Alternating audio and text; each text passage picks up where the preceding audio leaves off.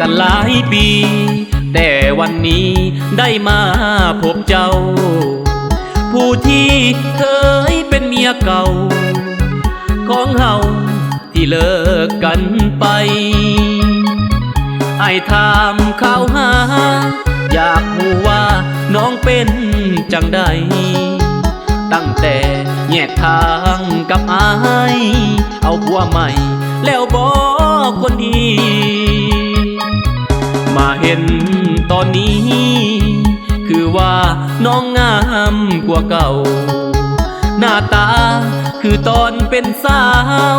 แก้มกะขาวหุ่นเจ้าก็ดีอายได้แต่แยงเบิ่งยามใดก็งามอีหลีหูบอกคนเป็นสามีคนเก่านี้หักเจ้าเด้อเมียเก่าของเฮานี่ยังคืองามถึงเจ้าสิมีลูกสามอายยังหักเจ้าเสมอในนามผัวเก่าของเจ้ายังพันละเมอ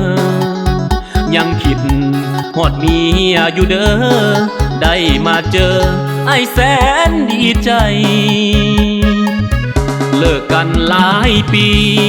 เห็นวันนี้น้องงามขนาดความหลังที่เคยผิดพลาดขอเมียจงให้อภัยอยากเป็นคือเก่าอยากขอมาเริ่มต้นใหม่เมียเก่างามแห่งแทงใจจนอายหลงไหลความงามของนาง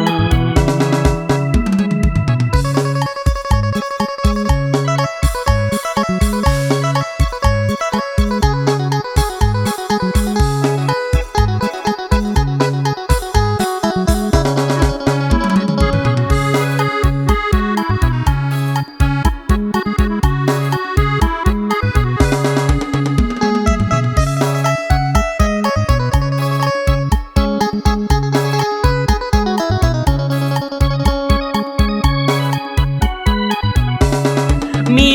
ยเก่าของเฮานี่ยังคืองามถึงเจ้าสิมีลูกสามอายยังหักเจ้าเสมอในนามผัวเก่าของเจ้ายังพันละเมอยังคิดหอดเมียอยู่เด้อได้มาเจอไอ้แสนดีใจเลิกกันหลายปีเห็นวันนี้น้องงามขนาดความหลังที่เคยผิดพลาดขอเมียจงให้อภัยอยากเป็นคือเก่าอยากขอมาเริ่มต้นใหม่เมียเก่างามแห่งแทงใจจนอายหลงไหลความงามของนาง